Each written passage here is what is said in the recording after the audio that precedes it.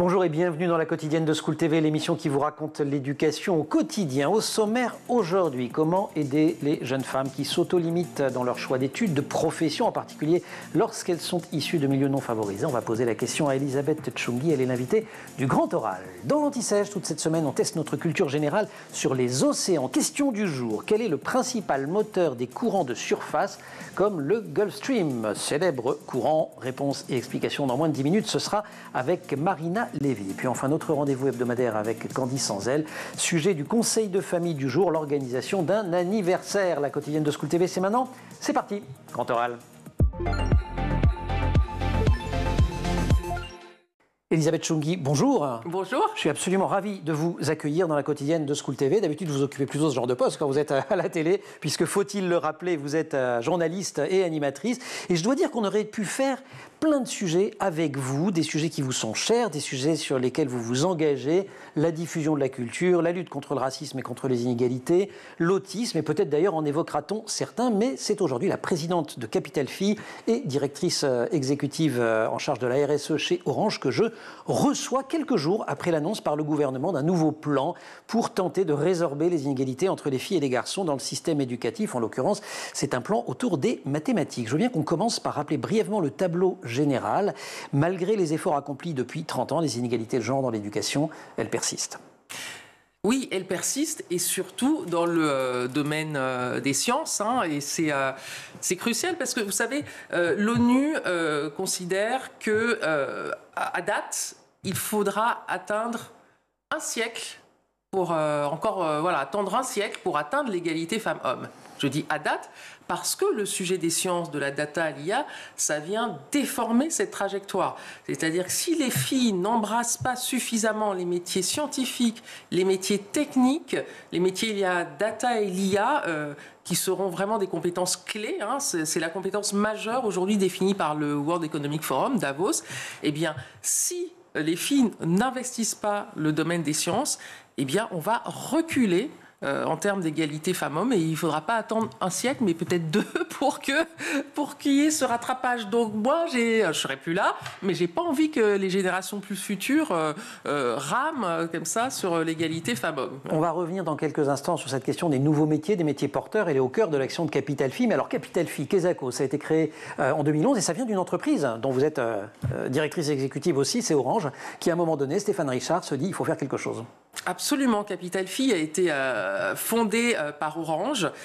L'idée était en gros de lutter contre cette tendance très forte qui consiste à vouloir mettre un couvercle sur la tête des femmes. Mais en plus, quand ce sont des femmes qui viennent de milieux moins favorisés, donc des jeunes filles des quartiers prioritaires de la ville ou de milieux ruraux, ben voilà, le couvercle il est encore plus dur à soulever. Et donc l'idée était géniale. C'était une association, donc c'est une association de mentorat qui met en relation des marraines en entreprise et des filleuls dans les quartiers prioritaires de la ville et milieux ruraux. C'est le marrainage qui est vraiment au cœur de votre action, au cœur de vos convictions aussi. Au cœur d'une conviction, la sororité et l'importance des rôles modèles pour lever les freins liés justement à ces biais limitants. C'est-à-dire concrètement, aujourd'hui, une jeune fille dans les quartiers prioritaires de la ville, on lui explique qu'il y a des métiers qui sont faits pour les garçons et pas pour les filles. On lui explique, elles n'ont pas accès à l'éventail tout simplement des métiers, y compris les métiers d'avenir comme ceux du développement durable. Et donc, Capital Phi intervient dans un premier temps dans des ateliers collectifs en troisième et en seconde, parce que c'est là que ça se joue. Voilà, concrètement, ça marche comment d'ailleurs? Vous avez des accords avec des académies, vous travaillez avec l'éducation nationale, et donc vous avez des personnes qui vont dans les établissements scolaires déjà pour sensibiliser. C'est formidable parce qu'aujourd'hui, Capital Phi est présente, l'association est présente dans toutes les académies de l'Hexagone. Et on s'est implanté à La Réunion l'année dernière et on entend bien continuer dans les autres DROM. Et donc, évidemment, c'est un partenariat qui ne fonctionne que si l'éducation nationale nous ouvre les portes. Et concrètement, on a des référents dans les lycées qui nous aident à organiser ces ateliers collectifs et puis donc des marraines qui viennent témoigner. Alors ça marche comment les marraines d'ailleurs? Admettons que voilà, des femmes nous écoutent actuellement, elles sont dans le monde de l'emploi. Est-ce qu'il faut, je ne sais pas, être plutôt dans les entreprises, plutôt dans la fonction publique? Est-ce que c'est ouvert à toutes? Combien de temps ça prend? Comment ça marche? Tout est possible. Alors le cœur, c'est vraiment le cœur du dispositif. Ce sont les marraines des 47 entreprises qui sont membres de Capital Phi. C'est important parce qu'il y a beaucoup de métiers techniques, du numérique, des marraines qui sont ingénieurs et donc comme ça qui ouvrent les chakras et luttent contre ces biais limitants. Mais on est évidemment ouvert à des marraines individuelles. Il suffit juste qu'elles s'inscrivent à l'association. On a en plus du coaching et la première chose, parce qu'on a peur de s'engager parfois parce qu'on se dit oh là là, ça va être chronophage. Mais en moyenne, c'est 3 heures par mois. Et c'est vraiment intervenir aux côtés des filleuls dans des moments clés. Parcoursup, la jungle de Parcoursup, comment on les accompagne, rédiger un CV, préparer des examens, préparer des entretiens, les soft skills. Alors vous devez avoir la jungle de mon master maintenant qui arrive, qui est le Parcoursup de l'enseignement supérieur, qui n'est pas moins terrible que Parcoursup. Et là, on est dans l'actu, puisque c'est dans moins d'une semaine, les résultats tombent. Donc nos marraines sont là pour déminer le terrain, pour aider, pour outiller nos filleuls, et surtout pour dire tout est possible. Tout est possible. Tout est possible, c'est vraiment un message essentiel parce que les filles sont plus diplômées que les garçons à la sortie du système scolaire. Ça fait plusieurs années que ça dure. Je crois que ça avait été acté par Baudelot et Establé, les sociologues. Elles et les filles, ça a plus de 30 ans. Et pour autant, et ça continue, elles s'orientent moins souvent vers des filières qui leur assureront les meilleurs emplois, les meilleurs salaires. Ces stéréotypes de genre, vous dites le couvercle, mais quand même, il y a eu un tas de progrès qui se sont produits. Il y a une... depuis quelques... Non. Non, le couvercle... Je vous vois faire comme ça, c'est pour ça que j'arrête ma question. Non, le couvercle est toujours là et insidieux. Moi, quand j'étais journaliste dans ma première vie professionnelle, j'ai été très marquée, et ça c'est ce qui a sans doute nourri mon engagement pour Capital Phi. J'étais allée faire un reportage dans un quartier prioritaire de la ville, et une jeune fille qui était en seconde me dit ah, je rêve d'être journaliste comme vous, mais ma prof m'a dit non, c'est pas pour moi. Donc je creuse un peu, je dis je sais pas, c'est sûr. Oui, c'est vrai qu'il y a 2-3 compétences de base. Voilà, c'est la prof. Voilà, c'est ce que j'ai écouté. Il faut être très bon en français, bon en français. Et elle m'a dit, j'ai 15 de moyenne en français. Donc voilà, alors je jette pas la pierre à cette prof ni à l'éducation, mais c'est juste pour illustrer à quel point les biais peuvent être insidieux, parce que c'était une jeune fille qui venait de banlieue, pour appeler un chat, et qui était d'origine maghrébine. L'entourage ne la projetait pas dans une carrière journalistique alors qu'elle avait les compétences et l'envie de le faire. Donc je cite cet exemple, mais pour vous dire à quel point, et aujourd'hui la clé, c'est vraiment le sujet des sciences. Il y a le World Economic Forum vient de dresser le tableau. Le Forum économique mondial. Davos, pardon, oui. Le Forum économique mondial, donc Davos, aujourd'hui a identifié les compétences essentielles en 2030. Data IA, ça vient en premier. Donc c'est pour ça. Bon, après il y a des soft skills, la bonne nouvelle. Donc ça, c'est les compétences sociales. Les compétences sociales, la capacité de leadership et la capacité à avoir de l'influence sur les réseaux sociaux. Et donc là, on a plutôt affaire à une des générations de filles qui connaissent ces outils, mais encore faut-il les utiliser à bon escient.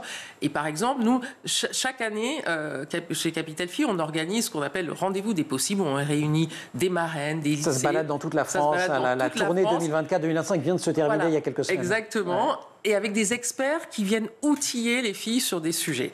Eh bien, on a eu, lors de la dernière tournée, des expertes de LinkedIn qui sont venus à montrer aux filles comment optimiser les réseaux sociaux, mais pas pour poster des trucs un peu idiots sur le make-up, mais pour construire une trajectoire, etc.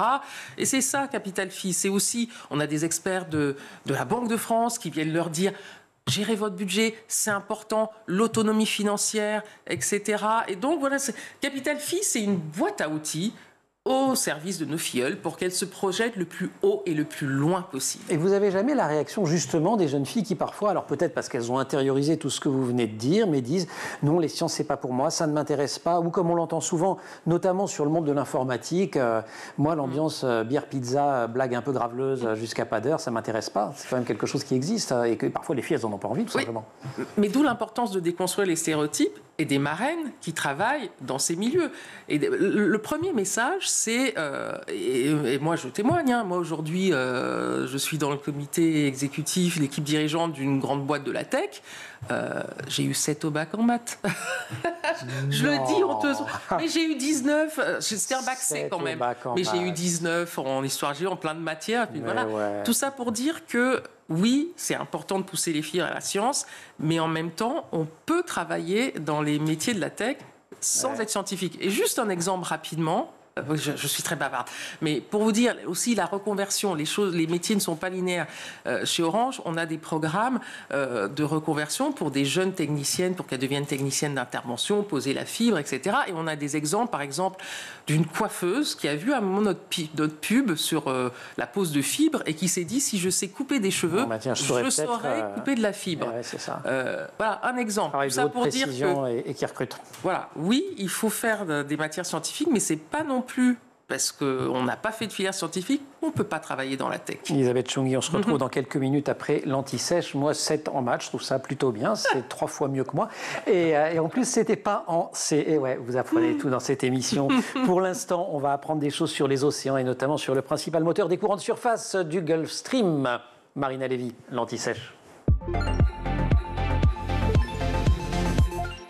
Marina Lévy, bonjour. Bonjour. Vous êtes océanographe, chercheuse au CNRS, conseillère océan à l'IRD, l'Institut de recherche pour le développement. Et vous publiez avec votre collègue Laurent Bopp l'Océan 30 questions. C'était à la documentation française dans la collection des docs en poche, entrée dans l'actu. Alors, quel est le principal moteur des courants de surface comme le Gulf Stream? Il est très connu, le Gulf Stream. C'est peut-être le courant le plus connu d'ailleurs. Eh bien, c'est le vent. Le vent. C'est le vent qui va pousser les eaux de surface. Et puis, ensuite, il y a un deuxième effet, c'est la rotation de la Terre. Donc, le fait de la rotation de la Terre... ce qu'on appelle l'effet Coriolis. L'effet Coriolis, oui, tout à fait. Donc, les vents... Vous avez un air étonné, mais c'est que je vous ai lu, en fait, je ne le savais pas. Les vents sont déviés, en fait. Les courants sont déviés. Hein, donc, vers la droite, dans l'hémisphère nord, et vers la gauche, dans l'hémisphère sud. Et puis ensuite, ils vont rencontrer les continents. Et de ce fait, ça va former des espèces de grands systèmes de grands gyres à l'intérieur des... Des gyres, c'est des... vous le dessinez d'ailleurs, c'est des boucles en fait. C'est des boucles, c'est ça. Et alors, sauf à un seul endroit du globe, qui est dans l'océan austral, où là, il n'y a pas de continent, donc les courants ne rencontrent pas d'obstacles. Et c'est là qu'on a le courant le plus puissant de la planète, à cause de ça, le courant circumpolaire antarctique, qui tourne autour du continent antarctique. C'est ça, le préféré des navigateurs du Vendée Globe. Exactement. Parce que c'est là que c'est extrêmement dangereux, et bon, en plus, il fait froid, donc il peut y avoir des obstacles divers et variés. Ça, c'est pour les courants. Il y a aussi tout ce qui a trait aux marées. Et alors, qu'est-ce qui définit le fonctionnement des marées? C'est assez connu, mais on se dit que c'est la gravitation. C'est la gravitation, c'est l'attraction gravitationnelle de la Lune et du Soleil qui va attirer les eaux à elle avec une périodicité de 12 à 24 heures selon les endroits. Et donc, voilà, on voit toutes ces marées quand on habite près des littoraux de manière plus ou moins forte en fonction de la pente de notre littoral. Si on continue sur ce qui affecte le fonctionnement de nos océans, la température, la salinité, ça affecte ce qu'on appelle la densité de l'eau. L'eau n'a pas la même densité partout? Non, l'eau, elle est plus lourde quand elle est plus froide et plus salée. Et les eaux chaudes et peu salées sont plus légères. Et donc ça, c'est ce qu'on appelle la circulation thermohaline, de thermotempérature et halin, salinité. Avec un H. Hein. Avec un H, voilà. Enfin, 2 H en fait d'ailleurs, celui de thermo, celui de haline. Et donc en fait, ce qui se passe, c'est que quand on est, par exemple, au nord, dans l'Atlantique Nord, les eaux sont très froides, très salées. Et donc très lourdes, et elles vont plonger en profondeur. Ce qu'on appelle plonger, c'est-à-dire que les eaux qui sont en surface s'enfoncent à l'intérieur de l'océan. C'est que l'océan, il a 3,5 km de profondeur en moyenne. Alors évidemment, c'est très variable. La profondeur maximale, c'est 11 km. C'est la fosse des Mariannes. C'est ça. Et donc ces eaux lourdes, elles s'enfoncent à l'intérieur de l'océan. Il y a un autre mot que j'ai découvert en vous lisant, c'est upwellings. C'est un peu l'inverse d'ailleurs. C'est quand les eaux profondes remontent, c'est ça? C'est exactement l'inverse, c'est quand les eaux profondes remontent. Alors ça, on a ça à différents endroits des océans. en particulier par exemple à l'équateur, où là vous avez les vents qui vont tirer les eaux vers le nord dans l'hémisphère nord et vers le sud dans l'hémisphère sud. Donc ce que ça fait... Il y a une ligne de partage qu'on voit d'ailleurs. Hein. Ligne de partage, exactement. Donc ça fait comme un appel d'eau en fait du fond qui va remonter en surface. On a ça aussi près des continents, du continent africain et du continent américain. Alors au large du Sénégal et au large du Pérou, où là les vents alizés en fait tirent les eaux vers le large, et ce qui fait qu'il y a un appel d'eau du fond. Et à chaque fois on voit un peu comme des barres, c'est ça, ça se voit à l'œil nu en fait, ces endroits-là. Ce sont des endroits où les eaux sont très froides, parce que les eaux profondes sont froides. Donc de manière assez étonnante, vous avez au Portugal par exemple des eaux très froides, c'est lié à ces phénomènes de poiling. Eh oui, c'est ça. Alors qu'on s'imagine, comme c'est un peu au sud de chez nous, qu'il va faire très très bon si on se plonge dans l'océan Atlantique. Marina Lévy, merci beaucoup pour cette première anti-sèche.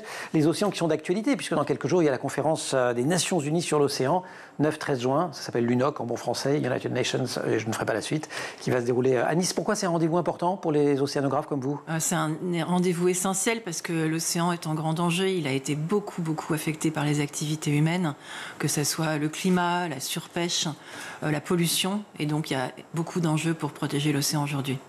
Et pour y comprendre plus de choses et réviser l'océan en 30 questions, c'est à la documentation française. Collection Doc en poche, entrée dans l'actu, co-signé Laurent Bob, Marina Lévy, qui est chercheuse au CNRS et conseillère scientifique Océan à l'IRD, l'Institut de recherche pour le développement. On se retrouve demain ? Oui, merci. La question pour demain sera la suivante. Vous avez une journée pour ouvrir vos dictionnaires. Que désignent les aires oligotrophes ? Ça désigne quoi les aires oligotrophes ? Réponse demain. Pour l'instant, grand oral, la suite. Le gouvernement veut réduire les inégalités entre garçons et filles, notamment autour des maths. Alors ça a été critiqué par certains scientifiques qui ont dit les maths c'est sympa, mais enfin c'est les sciences en général qui posent question, la technologie aussi. Et c'est un peu ce que nous dit Elisabeth Chungui de Capital Phi, présidente de Capital Phi et directrice exécutive de la RSE chez Orange depuis le début de cette émission. Elisabeth, votre engagement il est aussi un peu lié à votre histoire personnelle. Vous racontez qu'au début de votre carrière, vous avez dû vous forger une carapace de combattante, ce sont vos termes, dans un portrait d'il y a quelques années que j'ai lu. Oui, j'ai dû me forger une carapace de combattante parce que je suis arrivée donc dans ma première vie professionnelle à la télévision, sortant pourtant major de ma promo à l'école de journalisme de l'ESJ Lille, et pour celles et ceux qui ne connaîtraient pas, je vous en laisse la responsabilité. Une des toutes meilleures en tout cas. Donc voilà. Et très vite, j'ai vu arriver le plafond de verre parce que je suis arrivée dans le milieu de la télévision à une époque où il y avait peu de femmes métisses, présentatrices, où les femmes étaient encore...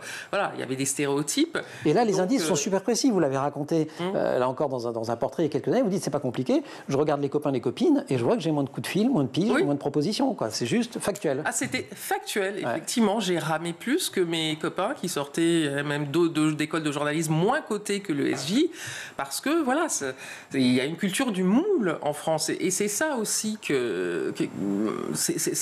c'est aussi l'objet de Capital Phi, c'est-à-dire on sait que nos filleuls qui ne sont pas nés dans le bon quartier, qui ont des origines ethniques peut-être différentes, mais voilà, c'est un plafond de verre, un deuxième qui vient se greffer, et donc c'est pour ça que j'ai à cœur cette mission de président de Capital Phi, parce que j'ai eu la chance, moi, plutôt de grandir dans un milieu privilégié, mais j'ai bien avec des parents d'abord qui avaient fait de très belles études l'un et l'autre, et qui par ailleurs étaient très attachés à tout ça. Donc vous êtes un peu le produit de la méritocratie républicaine quand elle fonctionne, quoi. Exactement. Voilà. Exactement cela, et qui a fonctionné dans le milieu éducatif, mais à un moment, il y a eu un plafond de verre dans le milieu professionnel. C'est-à-dire quand je passe un casting sur une chaîne d'infos continue, que j'arrive en finale, qu'on m'explique que j'ai fait la meilleure prestation de très loin, mais qu'on ne veut pas m'embaucher parce que je suis une prise de risque, voilà, ça dit quelque chose de la culture du moule. Donc moi, j'ai eu les armes pour lutter parce que j'avais le background, les parents qui avaient transmis ce message de tout est possible. Et la carapace. Et la résilience, absolument. Et donc, mais des jeunes filles, justement, qui sont dans un environnement où déjà il y a des sujets d'intégrité physique. C'est pour ça, dans le rendez-vous des possibles, on fait une formation pour lutter contre le harcèlement de rue, parce que ça commence, la confiance confiance, ça commence déjà... Ça ronge. Ça commence par l'intégrité physique, pouvoir sortir en jupe sans se faire insulter. Donc tout ça, et Capital Phi vient répondre finalement à tout ce qui, encore une fois, le couvercle sur la tête, tout ce qui mène ces jeunes filles à ne pas avoir confiance en elles, eh bien nous on fait tout le travail inverse avec les marraines, c'est comment on leur redonne confiance et qu'on leur dit qu'elles peuvent croire en elles et qu'on les accompagne pour cela.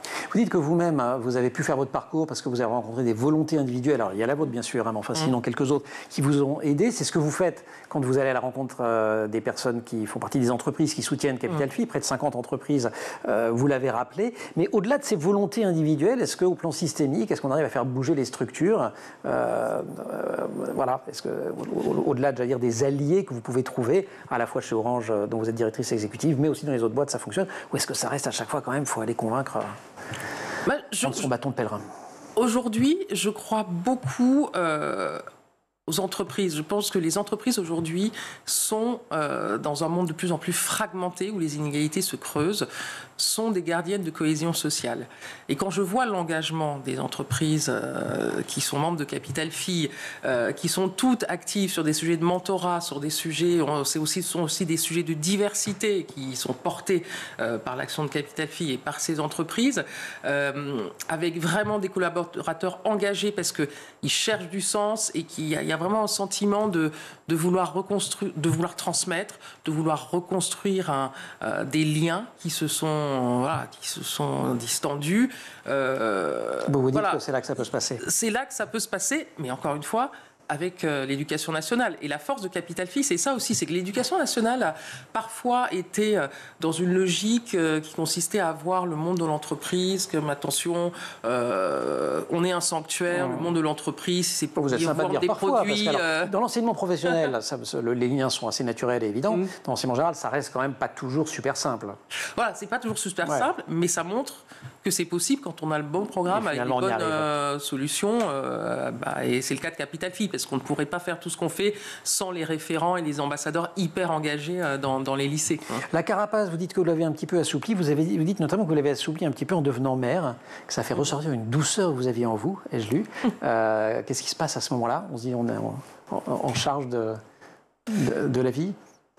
Oui, donc c'est sont les émotions qui ressortent, celles qu'on planque sur la carapace de la guerrière qui avance professionnellement, qui prend des coups et qui lutte. Mais c'est important, cette armure, elle m'a servi aussi pour faire face à des défis de mère, notamment, puisque mon fils aîné est autiste et j'ai dû...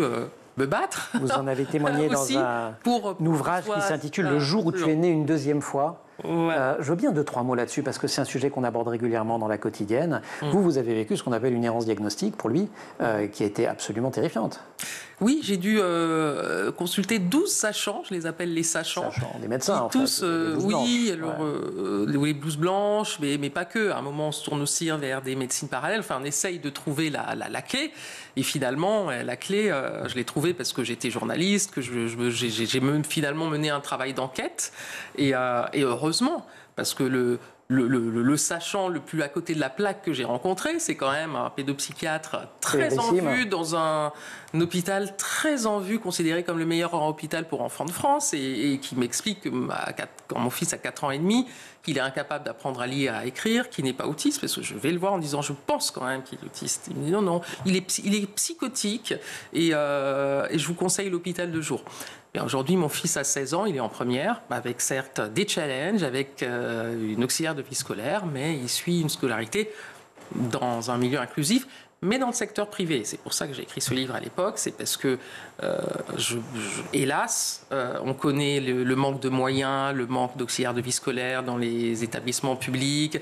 Ce sont des enfants qui ont besoin d'être accompagnés sur la durée et on est dans des systèmes où, du jour au lendemain, on vous dit alors vous aviez 24 heures d'accompagnement, vous n'avez plus que 18 et puis c'est plus la même personne, c'est une autre. Donc, Oui, parce que les contrats sont calculés en heures qui ne vont pas jusqu'au bout de l'année, etc., etc. Qu'est-ce qui vous donne cette énergie-là? Parce que rien que cet investissement, j'ose pas dire ce combat, mais enfin, il y a un peu de ça quand même, c'est assez éreintant d'être maman d'un enfant dont il faut s'occuper peut-être un petit peu plus que des autres. Et pourtant, vous lâchez rien. La culture, ça a été un de vos combats, notamment à la télévision, la diversité, tout ce que vous faites aujourd'hui. Vous allez chercher ça où? Vous avez eu des mentors, des marraines, ou alors c'est une force intérieure? C'est la force du grand village. Vous savez, en Afrique, je suis d'origine camerounaise et on dit il faut un village entier pour élever un enfant. Ouais. Et ça vaut pour tous les individus. Dans mon parcours, évidemment, j'ai eu des épreuves, mais j'ai toujours pu compter sur le grand village, mais y compris pour changer de vie professionnelle. Donc le mentorat, l'accompagnement, c'est important. Hein. Moi, pour passer du journalisme au comité exécutif d'Orange, ça s'est pas fait comme ça d'un coup de baguette magique. J'ai eu la chance aussi d'avoir à un moment des personnes qui m'ont dit c'est possible. Même avec 7 ans bac, 7. Ah, maintenant que vous l'avez dit, vous allez le répéter à chaque fois. Donc, alors attendez, vous avez raté le truc. Elisabeth Chogui a eu 7 en maths au bac S et elle a quand même eu son bac. Comment a-t-elle fait? Parce qu'elle a eu 19 ans.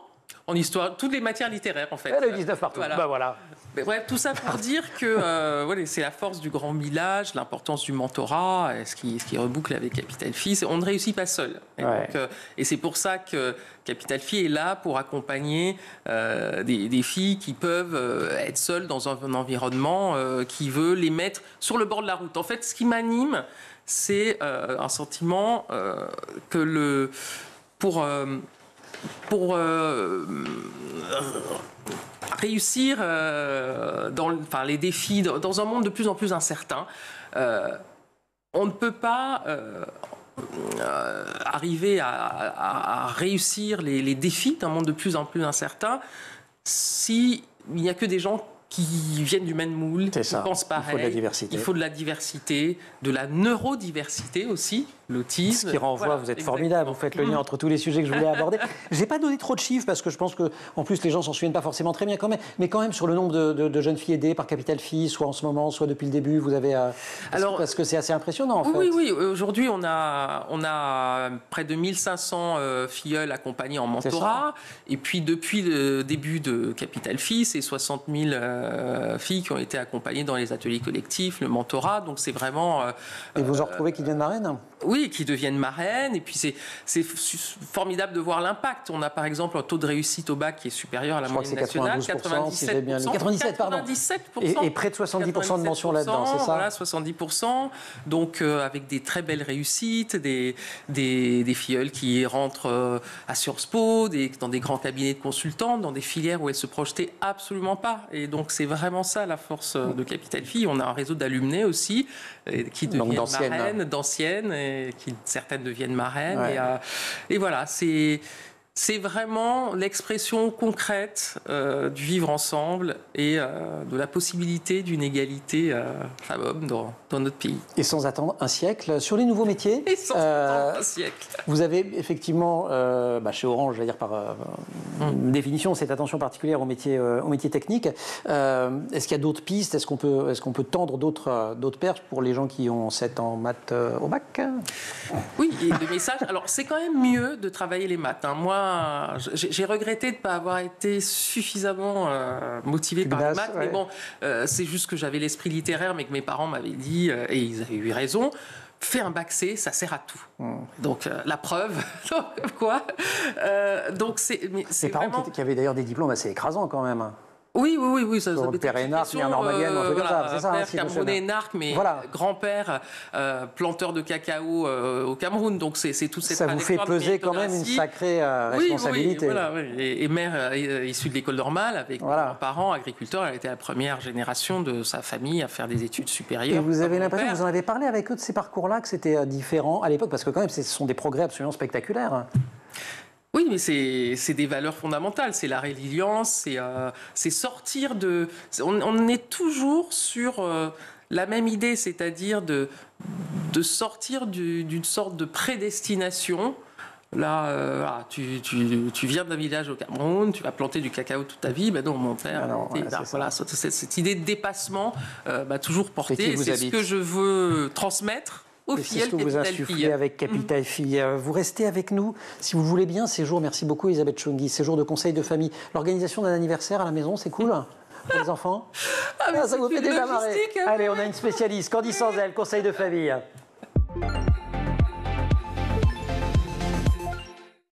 Conseil de famille, c'est notre rendez-vous hebdomadaire avec vous, Candice Sanzel. Candice, bonjour. Vous rencontrez un mythe. Et oui. Elisabeth Chungui, qui a accompagné vos premiers pas de maman, c'est ça? Exactement. Quand elle animait les maternelles.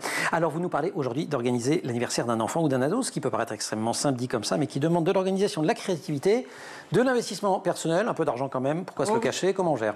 Eh bien, autrefois, en fait, un anniversaire d'enfant, c'était facile. Hein, franchement, un gâteau fait maison avec plus d'amour que de levure la plupart du temps, 5 copains, un jeu de chaise musicale et hop, c'était plié. Franchement, en 2 heures chrono. Aujourd'hui, c'est un événement. Enfin non, qu'est-ce que je dis? C'est pas un événement, c'est l'événement de l'année en majuscule.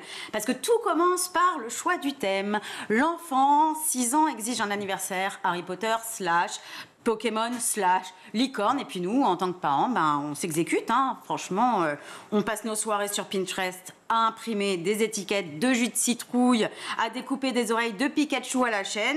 Et puis, on est sur tous les groupes Facebook pour trouver des idées chez les mamans les plus créatives. Et puis, on rêve sur Instagram devant les fêtes grandioses des stars qui ont mis, en gros, l'équivalent à peu près de notre PEL dans l'anniversaire de leur fille de 3 ans. Bon, mais vous avez bien des trucs. C'est pas si compliqué que ça d'organiser soi-même un anniversaire d'enfant. Mais en bas non, âge. pas tant que ça, d'autant qu'on a la possibilité aujourd'hui quand même de trouver plein de packs anniversaires avec décoration, vaisselle, jeux, bref, tout est organisé, tout est prêt à l'usage sur Internet et décliné à peu près dans tous les thèmes. Donc, une chasse au trésor Barbie, franchement, facile. Un escape game manga, très simple à organiser aussi. Bon, alors, quelques conseils pour le jour J. Déjà, l'idéal, si vous en avez la possibilité, c'est vraiment de faire la petite fiesta dans un espace extérieur qui permette aux enfants de se défouler. Donc, si vous décidez de gérer vous-même l'animation, franchement, bravo.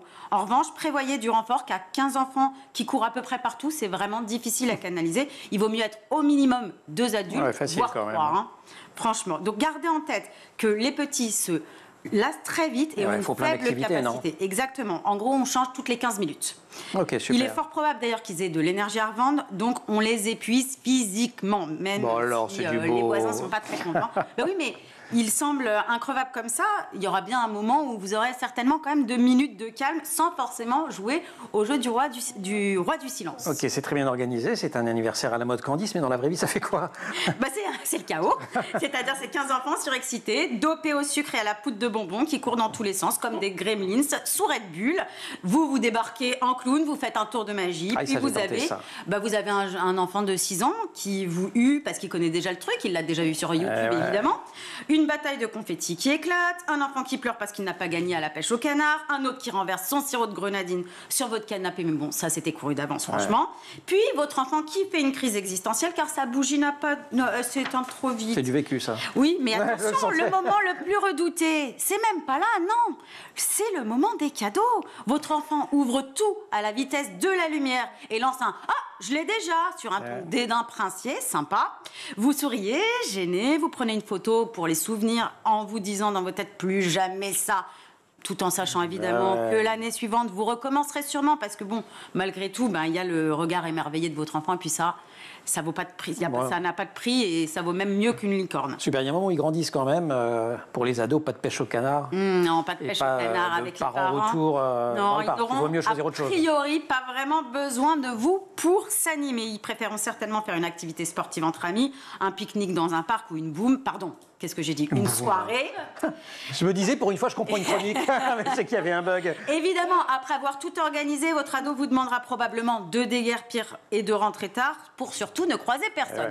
Et moi, je vous conseille de faire tout l'inverse. Donc, vous restez chez vous, quitte à vous planquer dans votre chambre, car la soirée, il est fort probable quand même que ça puisse déraper et que votre enfant soit complètement dépassé par les événements et contrôle rapidement plus la situation. Donc, vous lui dites que vous êtes à sa disposition, que s'il a besoin de soutien, il envoie un petit SOS en SMS. Et puis, j'espère que vous ne vous transformerez pas forcément en videur de boîte de nuit à virer 70 ados en furie, dont la moitié s'est incrustée à la soirée de l'année. Candice, merci beaucoup pour ces bons conseils. Je pense qu'ils sont pas mal si j'en juge au sourire d'Elisabeth Chougui. Merci Candice, Elisabeth. Vécu partagé. Merci de nous avoir accompagnés dans cette émission. Un tout petit mot, on a insisté sur l'IA, les nouveaux métiers de l'IA, les nouveaux métiers de la tech. Mais il y a un autre enjeu avec les IA génératives. C'est pas que qu'il y a de l'emploi. Les femmes doivent investir l'IA parce que sinon l'IA va reproduire les biais sexistes. Un exemple rapide, une carte de crédit d'un célèbre GAFAM qui accorde systématiquement des plafonds de crédit plus élevés aux hommes, alors que les femmes sont plus solvables et maîtrisent mieux le budget. Et voilà, tout ça parce que c'est géré par de l'IA. A été géré par des hommes. Et voilà, si vous aviez besoin de la preuve et si vous voulez en savoir plus sur Capital Fille, un site internet extrêmement bien fait. Je l'ai fréquenté pour préparer cette émission. La quotidienne, c'est fini pour aujourd'hui. Merci aussi à toute l'équipe. Au maquillage, Laure Audemont, au son, Thibaut Goury-Lafont, à la réalisation Alice Pitavi, et c'est Marine Plantec et Dylan Colère qui ont préparé cette émission et qui sont en régie aujourd'hui. Vous restez sur School TV, vous nous trouvez nous en permanence sur internet et sur les réseaux sociaux.